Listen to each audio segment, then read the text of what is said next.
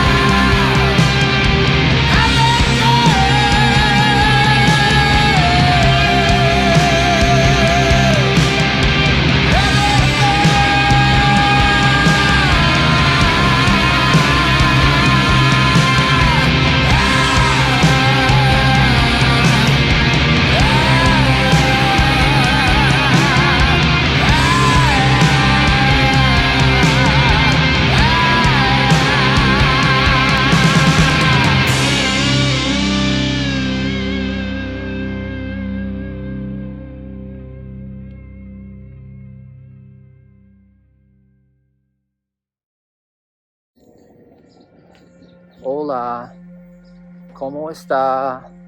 Muy bien. Yeah, we're just preparing for our journey. We're gonna go to Mexico soon, and one-way ticket. Join the cartels so we can be on the right side of history. Just kidding. We're not gonna do that. That's totally a lie. So we got the smoke here. Obviously, you probably have experienced that if you're anywhere near the United States, because coming from Canada is like It's just the top of yeah. the US. You can taste it though. It was pretty raunchy yesterday. And my daughter Fiona though, she gets it. I was walking her to her friend's house this morning, and I said, all right babe, I'm like, you can play outside today, but don't stay outside all day. She's like, why not, Dad? I was like, well, can you smell that and taste that in the air? She's like, Dad, it can't hurt God. It can't hurt me. She's like, I'm God's child. It doesn't hurt me at all. I'm like, all right, well, you're right. I'm like, you just do what you do. Hello. And so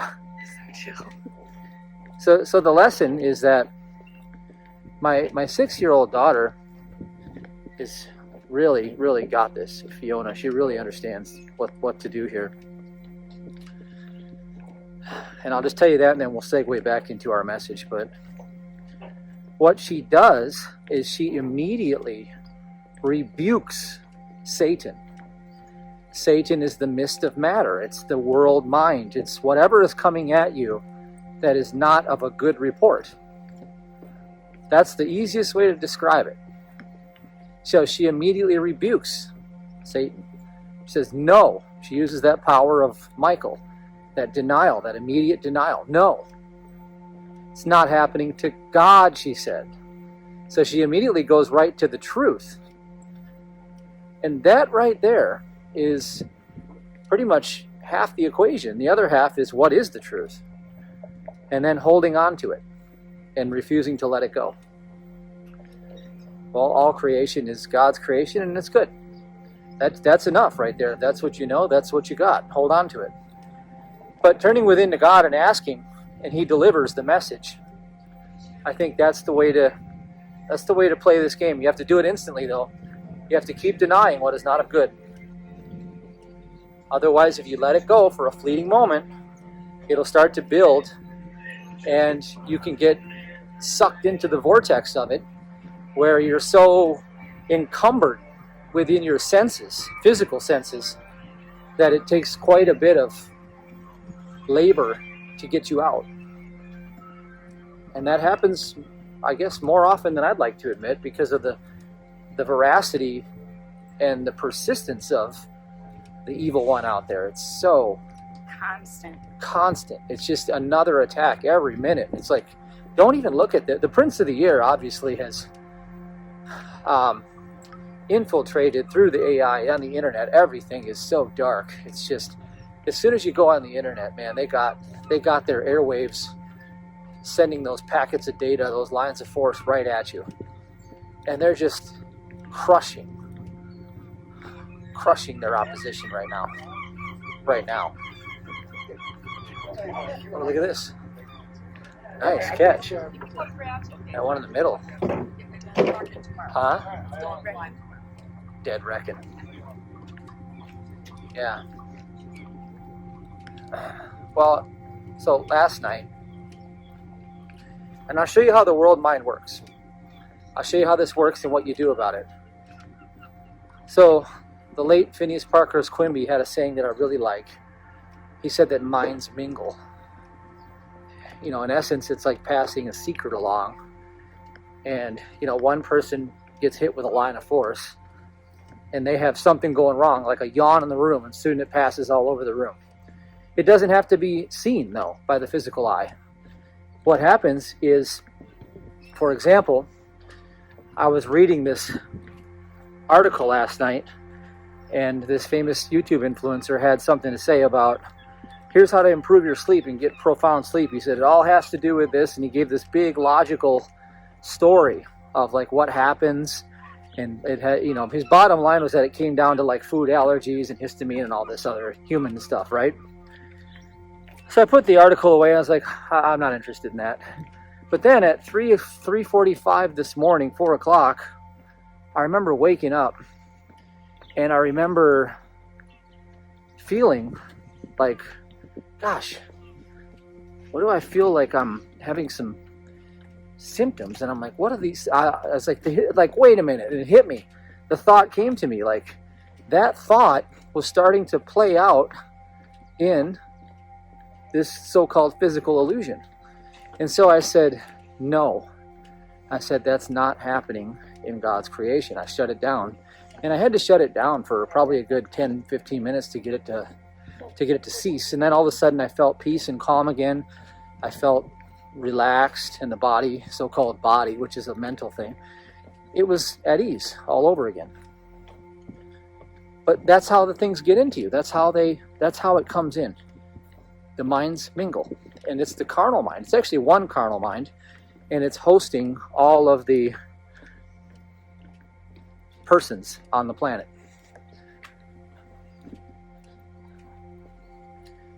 All right, now we're going to segue into what happened, and I'll let Cherie tell the story. Remember a few days ago we were on our walk, and we were going to make that one video, but I didn't post that video. And it's not a B-side either, so you can't request it. I just deleted it. But we had this glitch in the matrix right here on this pier. You want to tell them about the glitch? Yeah. So we were all walking, and we seen these two girls pass us. And at the time, we didn't know we all seen these two girls. And maybe about another... Alright, so we were walking, and we seen these two girls. We all seen them. We're walking past each other. Leora and Cherie and I were walking. Yep. And then about 50 or so feet ahead of us, as we kept walking, we seen the two same girls that we had just passed. And I looked to Leora, and she looked at me square away, and she was like, didn't we pass them? I was like, yes. And I was like, it's the red dress that I remembered in my head, because red just sticks out to me. She was like, I remember the blue dress. And okay. I saw it, and I tried to just ignore it as a glitch, you know, because I know this is a simulation, but I didn't know if they saw it. And they did. So then we walk, I don't know, maybe like another 100 yards, and Leora is paying attention to some kayakers. And you know, they're just on the water, we can all see them. Keep walking a little bit further ahead.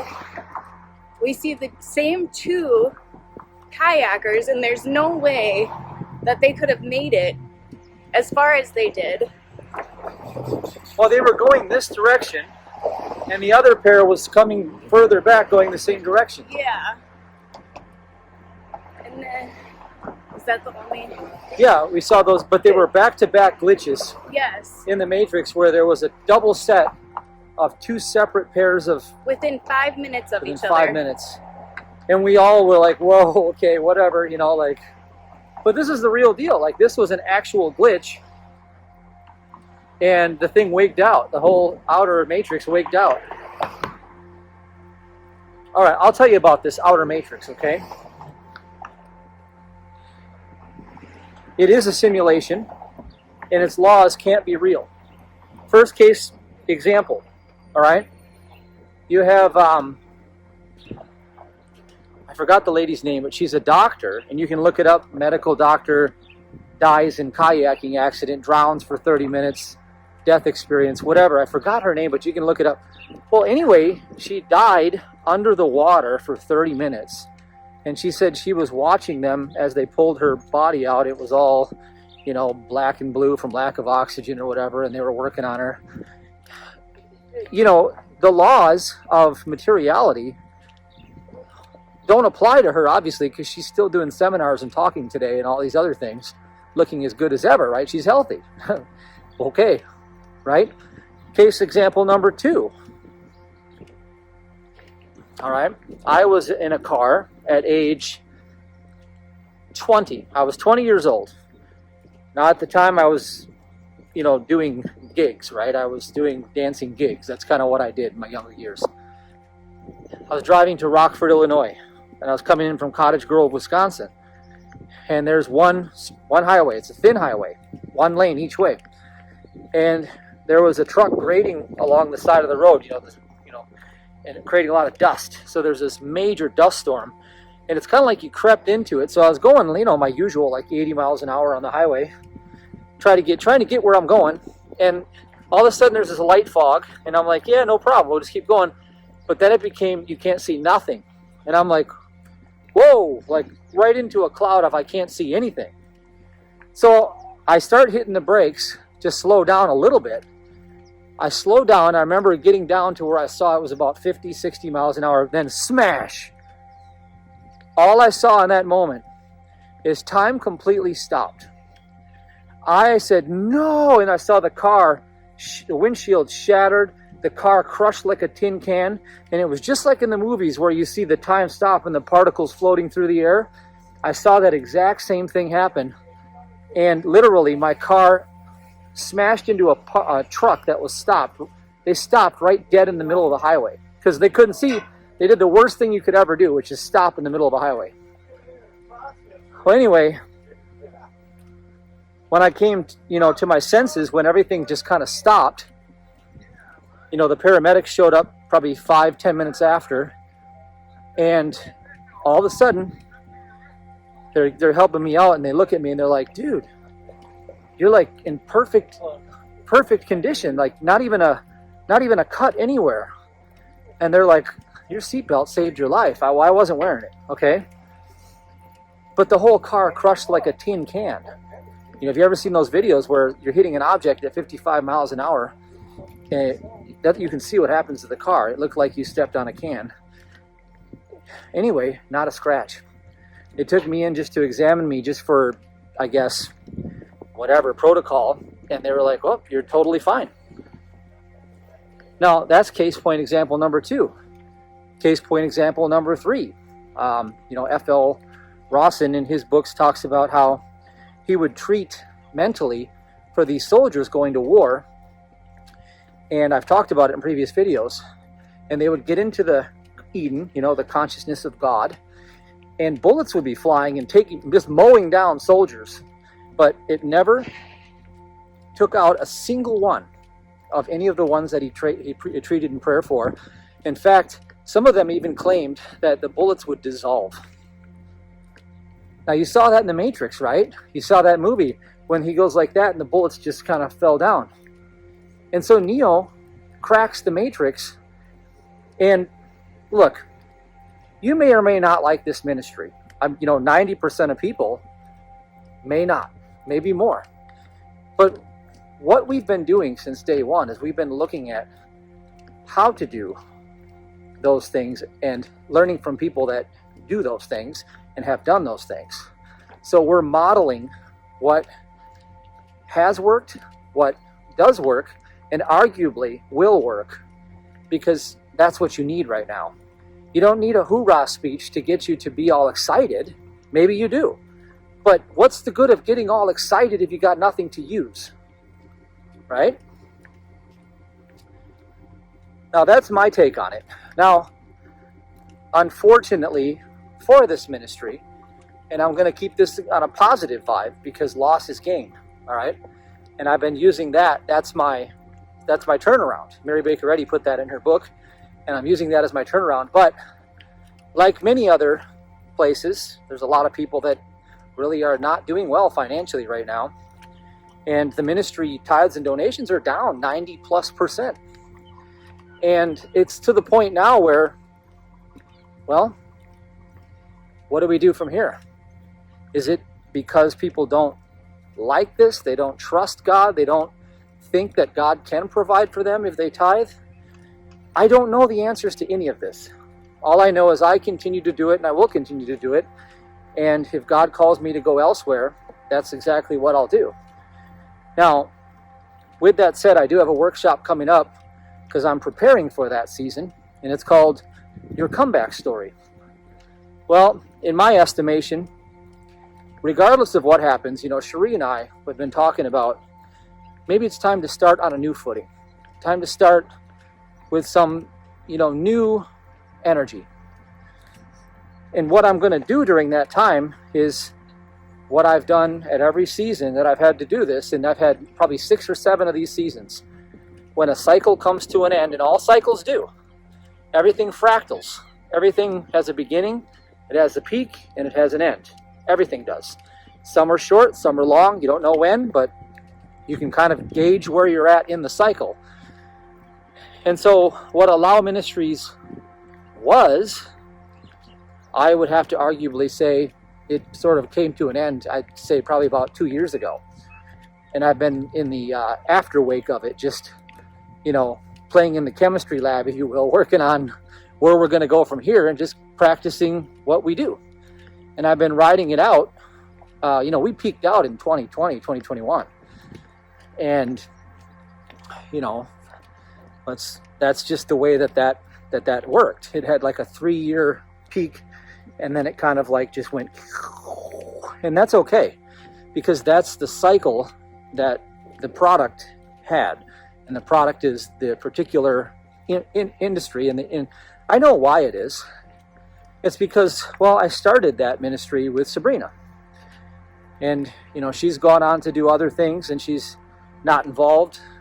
Not that we don't get along fine. We still, co-parent just fine, and everything's good.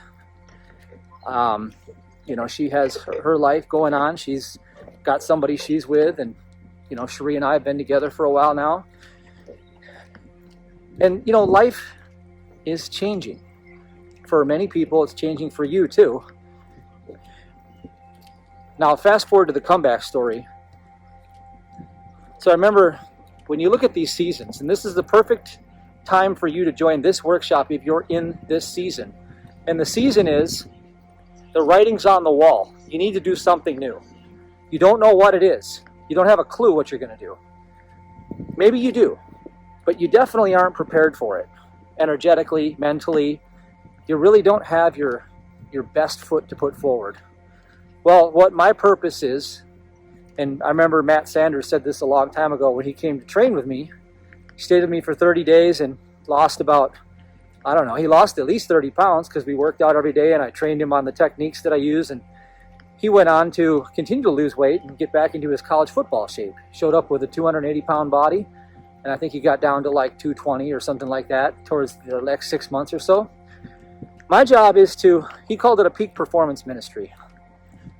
My job is to be your personal trainer in the ministry.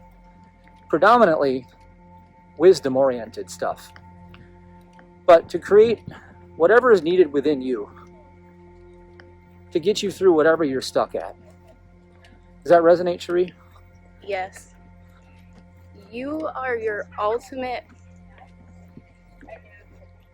You have it within you. And I know personally, I get stuck. I get stuck a lot.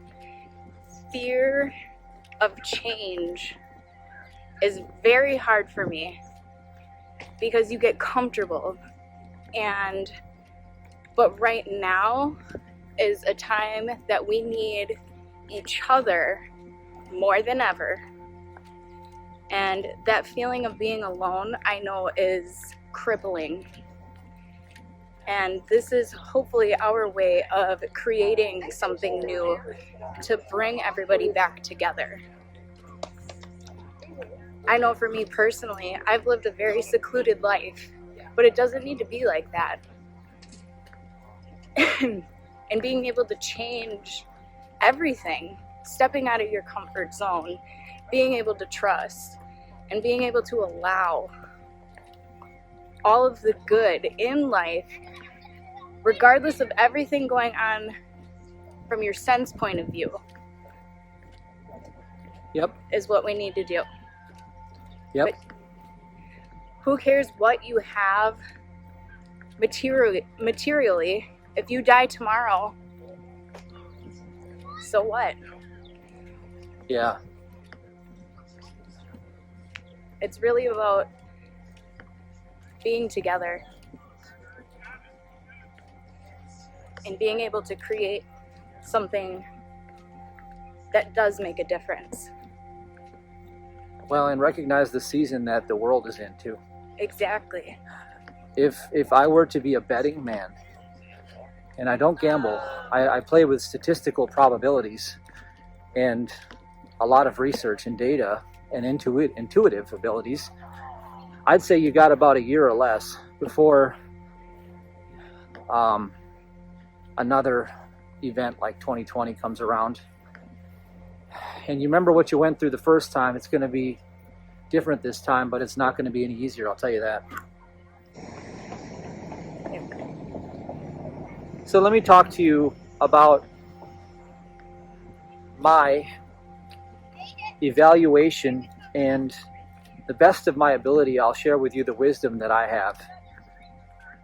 I mean, if you lean on this ministry for wisdom, I'm going to give you the best of what I got going forward here.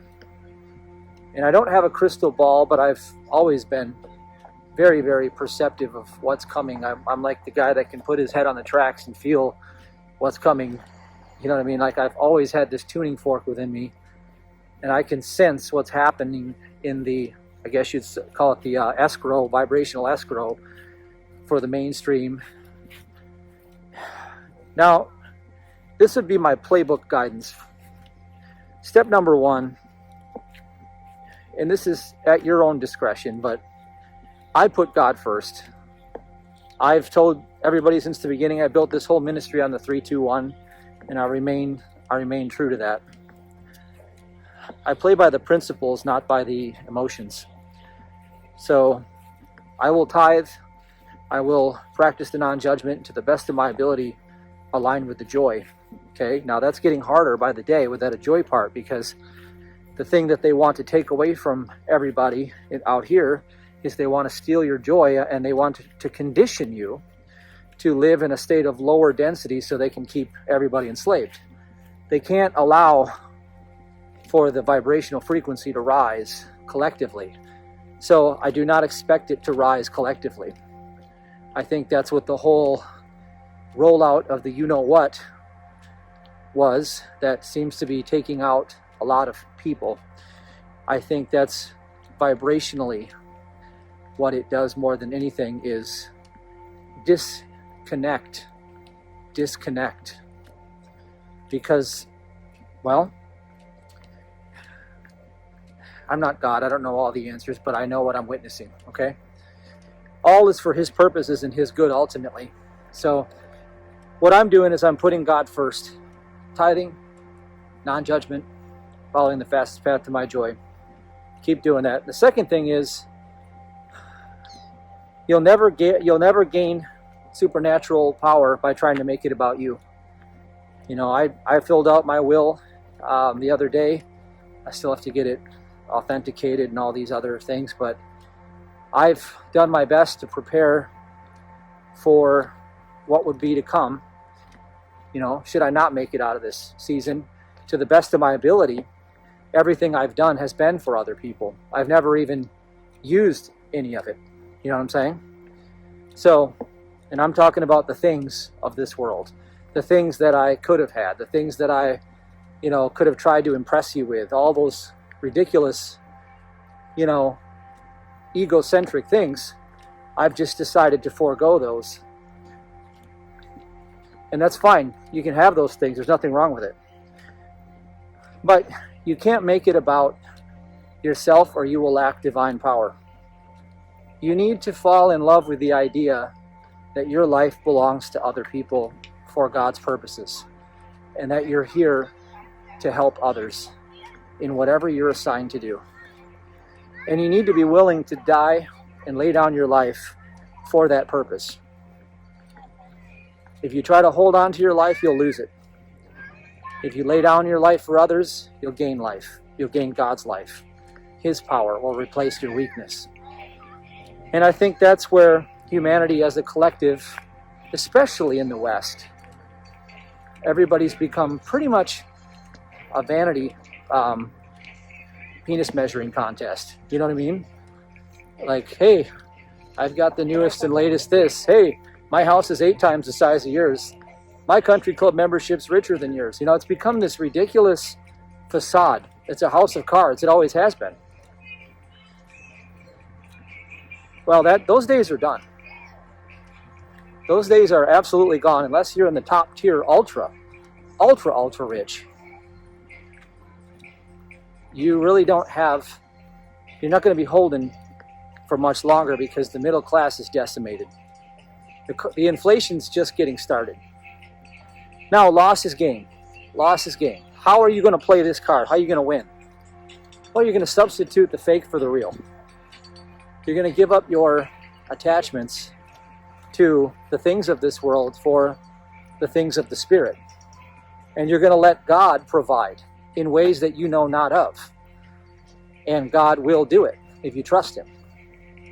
That's what I know to be true. And that's my best playbook for you. I don't want to make it long. If it's too long, you can't do it. I got to make it simple. The less and less you rely on material and your senses, it opens up a bigger, brighter picture, your safe space. Yep.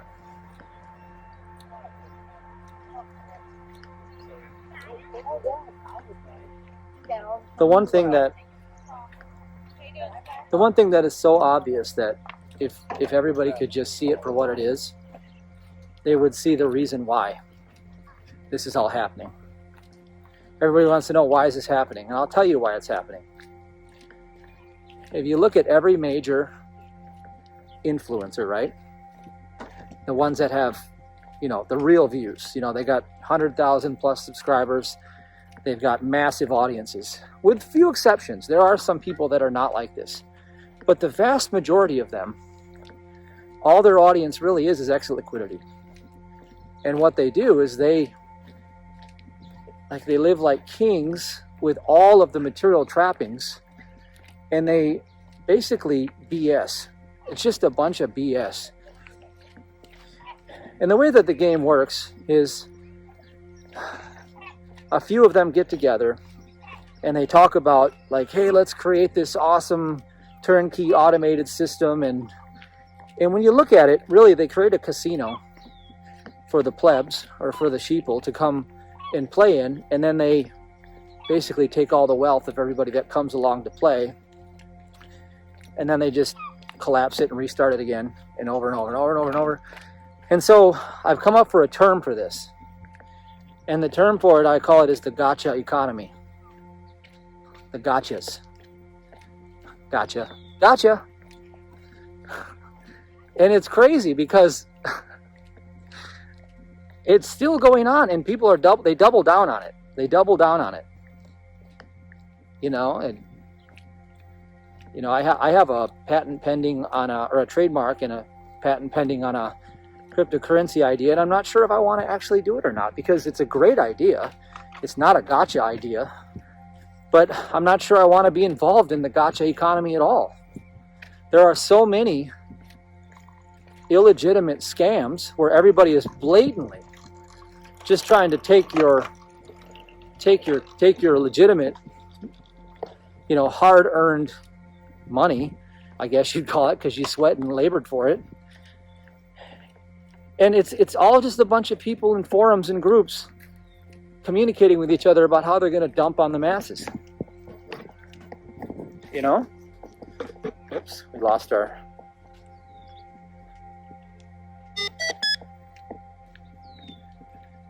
Crazy when you start talking about it, how it just goes haywire. Yeah. But here's the part that really is unsettling to me. This is the part that the reason why I bring it up is it's sad. It really makes me feel sad, because that's not love. I went to this church the other day, and it was a cool story. Should we share the story? Yeah, we watch it. Yeah. They do like drive-by prayers. So, no, just kidding. We were the ones driving by. They called it, what'd they call it? Out of the box. Out of the box. But what was it called that they were doing? Drive-through healing. Drive-through healings. I thought, man, that's great. So they basically hit you on a busy street, and they all got signs, and there's the whole congregation that's willing to donate their time for the church. And so we saw it, and I'm like, cool. And I rolled down the window, and they're like, hey, we're ministry from Texas. And I'm like, where are you at? And they told us they're renting out the bowling alley. So we went and checked it out, and it was great. I loved it because the music was awful. It was terrible. I mean, in terms of performance-wise, I literally made my daughter could play better. But that's the beauty of it, because it was all heart. It was real. It was love, you know? And that's the thing. There was love there. And it wasn't about how good they could play, they could sing. They were there for God. They were there for God, and you knew it. And I loved it. And quite a few people showed up. They did. And the guy talks about, in terms of the tithe, they were preparing everybody to take the offering. My camera's like, this is my second selfie stick that is glitching. Anyway. And he used John 3:16. Whoops. Weird. Okay. Yeah, I think it's because my camera's too heavy. No. The stick doesn't want to do it anymore. It's like, I quit. I'm retiring. All right, I'll just hold it with my hand for now.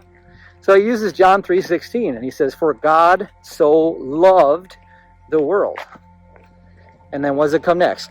Because he loved the world, he did what? He gave his only son. Yep. So there it is right there. That's the formula. So the formula is right within that verse. And I've never even thought about it. It's the obvious elephant in the room that I've never even looked at. Because God loved you, he gave his best and his only for you. And that's what I've been talking about this video, like my playbook. Think about, do you align with that? Unselfing your love. And I felt like, man, I was inspired. I was inspired to give. I already had, the only challenge though is that I had just sown my tithe earlier that day to where I get my nourishment from, But I was so fired up because I'm like, that's it right there. Because God loved you, he gave his first and best. Imagine what would happen to you if you reciprocated back and you gave your first and best to God. Now, God knows. If you're like, well, I've got an extra $10 in my checking account after I spent on everything else, I think I'll tithe $5. Well, that's fine. It's not a tithe. It's not even closely remotely what that is all about. Your first. There's nothing wrong with giving. That's a gift. That's good. But your first and best is, no. What is the most valuable thing you have? What is the most valuable thing you have? And would you give that to God? Yeah, you got yourself. That's because that's where it goes ultimately. So I remember years ago, I went to a healing ministry, and he became a friend of ours. His ministry and ours were kind of collaborating for a little while there in the beginning, but he has a really good healing ministry, and he invited us out, and the pastor was talking to the room, and I kept seeing his watch. And I don't know if you noticed, but where we just went to before, the guy had a really nice Rolex on. He's from Texas. And those ministers know how to prosper. Okay? They know about the giving and the receiving. But this guy, he didn't have a really good watch on. It was what I considered less than acceptable for what God would want for him. I did have a very good watch on at the time. And I remember looking at my watch, and I think my watch was about a few grand. It was not that great, but it was good enough. And I thought, okay, I'm going to go after this, and I'm going to give him my watch. And this is a true story. And this is actually, it blew Sabrina's mind, and it blew everybody else's mind several months later, because here's what happened.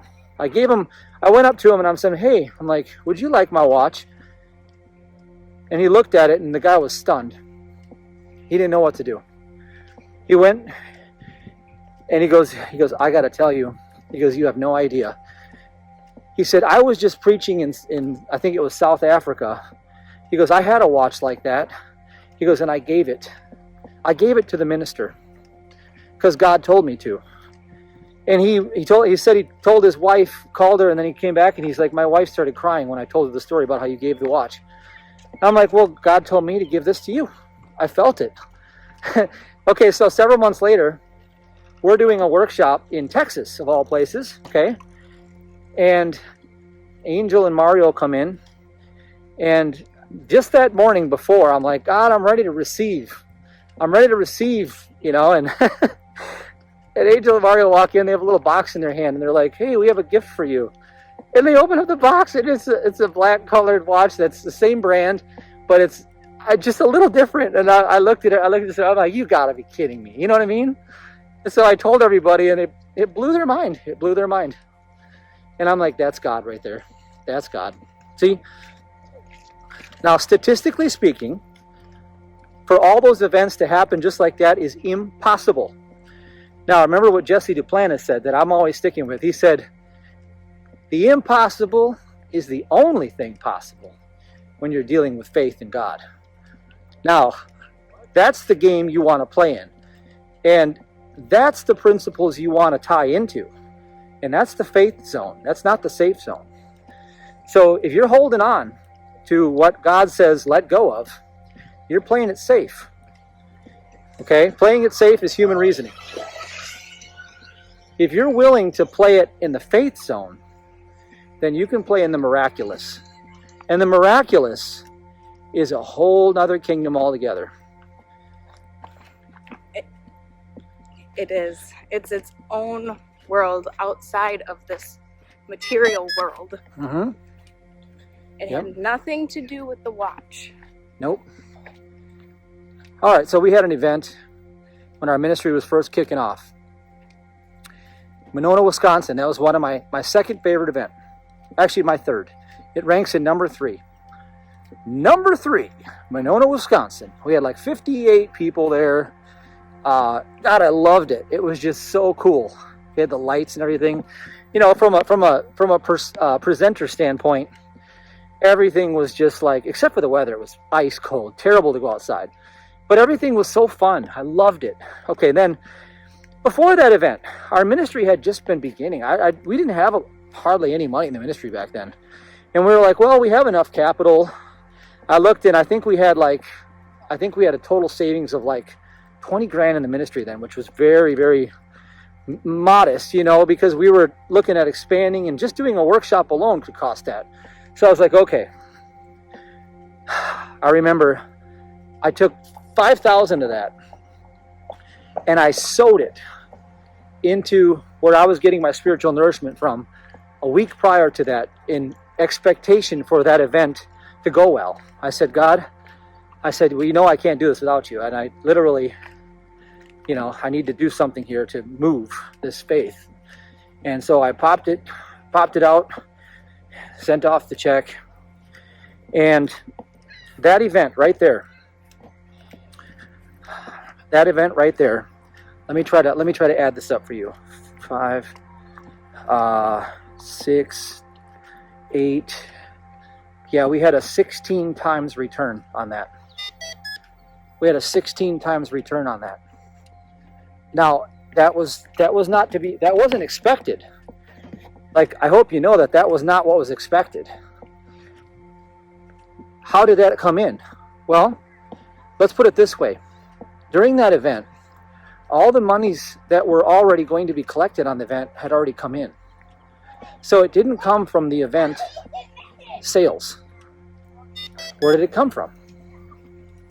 Want to take a wild stab at where it came from, Cherie? God, ultimately. Yeah. Tithes. Because people sowed into our ministry, and they really loved our ministry, and it came from reciprocating on what I put out. Put it in the bag. Yeah, thanks, babe. Well, I got 2 selfie sticks, and neither one of them are any good anymore.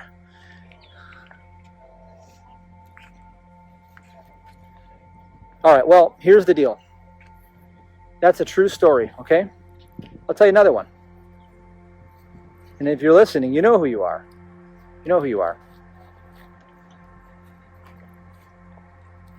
There was a time in our ministry, and it wasn't that long ago, I'll tell you that. And there was a ministry partner. And that ministry partner, I felt God say to me. God said, put a five-figure seed into that place, okay? Let's just put it that way. I didn't even question it. I just kind of got excited about it, actually. And I just sent it off. I didn't even think about it after that. Got an 8 times return within less than 14 days. Okay? So what is the pattern here? Okay, I'll tell you what the pattern is. I remember hearing this one time. And Jesse Duplantis was talking about it with Kenneth Copeland. And Jesse Duplantis, he said he wanted to sow a seed into Kenneth's ministry. And God said, I want you to sow 100,000 into that ministry right now. And so Jesse Duplantis planted the seed. He said that next year, I think he went on to make, $7 million or something like that in his ministry? It was way out of proportion. Okay, now here's the idea. Let's look at that John 3:16. For God so loved the world that he gave his only begotten Son. What did the world need more than anything? It wasn't money. They needed to know the truth. They needed the Christ. The best that God had to offer, where his love was needed. Okay? Where his love was needed. The best.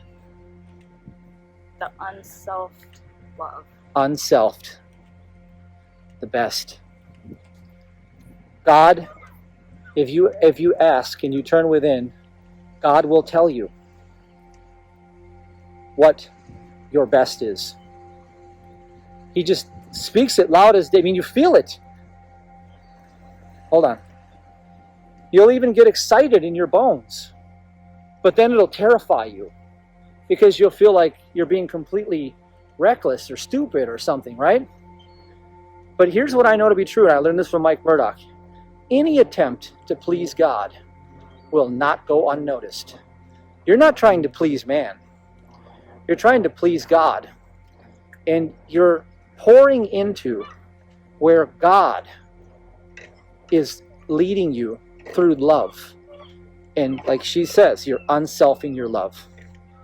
You're not making it about you and what you need. You're making it about what God is telling you to do in obedience so that He can fill your needs. What you make happen for others, God makes happen for you with an increase.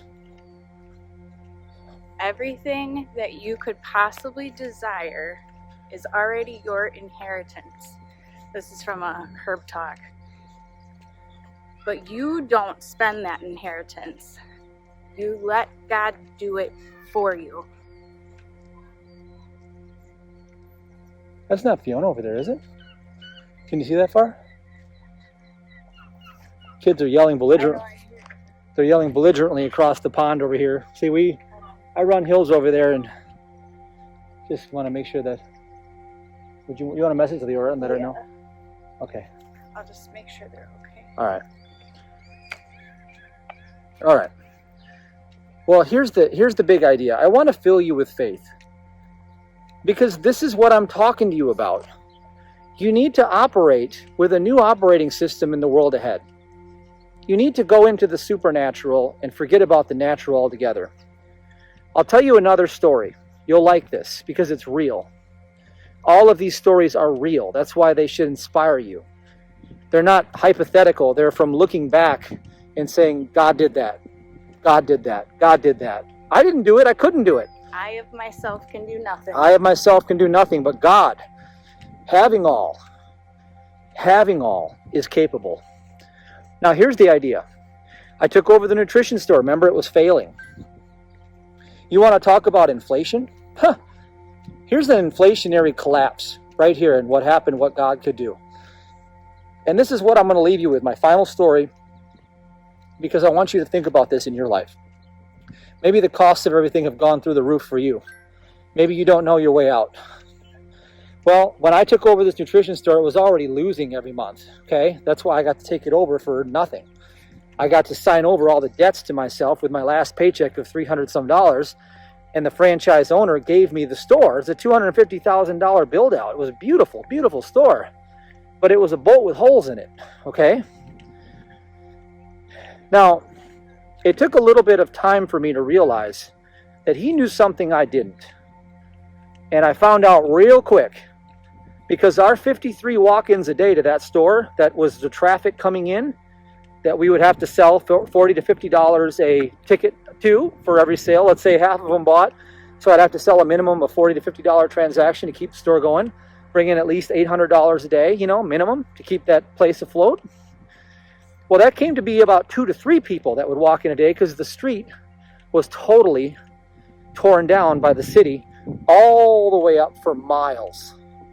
It was the only main street you could get in there. So I was getting a couple locals that would come in, if anything, buying a smoothie, maybe a protein powder. There's no way I could sell 3 people every single day $800 worth of goods. Was never going to happen. It was impossible. So look at the inflation. I experienced about a 17x inflation on that, because if you look at the cost of doing business, I had to come up with 17 times more per transaction to make ends meet. So I went through like a Venezuela type impossible situation. But now remember, the only thing that's possible to God is the impossible. And loss is gain. Loss is gain. Now, what are you going to do about this? Step number 1 is whatever your impossible situation right now is you're going to stop yourself in your thought immediately when it comes to you. And you're going to say, loss is gain. Loss is gain. You're going to reverse that line of force, because that's what it is. It's a line of force. Now, here's what happened next. Well, I remembered the 3-2-1 because I was working with that already. And that's what got me into the store. That's what got me moving forward. I was following the joy. The joy led me there. So I said, well, what's my joy now? I said, well, certainly not to sit here all day and watch myself suffer. I said, so I locked the front door and I went in the back room and played guitar. So now I just took it to where I have no customers a day. Well, that's going to work out, huh? Well, during that following my joy, I had an idea. And that idea, when I deployed it and I acted upon it, was an immediate 6-figure income the very next day. Impossible. I went number 1 on YouTube in 7 minutes. Impossible. I made a review video for the supplement stack that was $100 net profit margin per transaction, and I was selling 3 to 5 of them a day from the very next day. Impossible. And that thing rode out for years without any further maintenance. Impossible. But it was the only thing possible. How did that happen? Well, let's go back just a little bit further. When everything collapsed, I looked and I said, well, this store's got about $15 of net profit a day, which means the stuff that I have to put back in after I buy the products again. So if I sell a protein tub for $60 and I make $20 on that protein tub, I still have to take the $40 and buy the protein tub to put it back on the shelves. You get that? So my actual profit is like $15 a day. You can see how bad it's getting, right? Well, I remember this. I remembered that the only way out of this is to put God to the test. The only part of the Bible that says test me now or prove me now is Malachi 3:10. Bring ye all the tithe into the storehouse and prove me now. Herewith saith the Lord of hosts, that I shall not open up the windows and pour you out a blessing. And I said, I love that. But even better, it goes on to say, and I will rebuke the devourer. The devourer. That's the carnal mind. That's what's operating on all the minds of this world right now. That's what's going on. That's all the lines of force coming at you. That's the devourer. God will rebuke that devourer. Why? Because of the tithe. Why? Because you're honoring God. When honor flows up, favor flows down. I took that $15 and I remembered one thing Jesse Duplantis said. He said, if you eat an apple and you get down to the core, why don't you eat the core? Because it's bitter. The outer is sweet. He's like, your part is the sweet part. The bitter part is God's part. That's the seed. And so what I did is I took that 15. I said, well, it's not a harvest. It must be a seed. I sowed that every day. I started sowing it. And I started surrendering everything to God. And I said, God, you and I both know I can't make it out of this. But I'm going to put you to the test. Not me. I'm putting you to the test. And I started following my joy.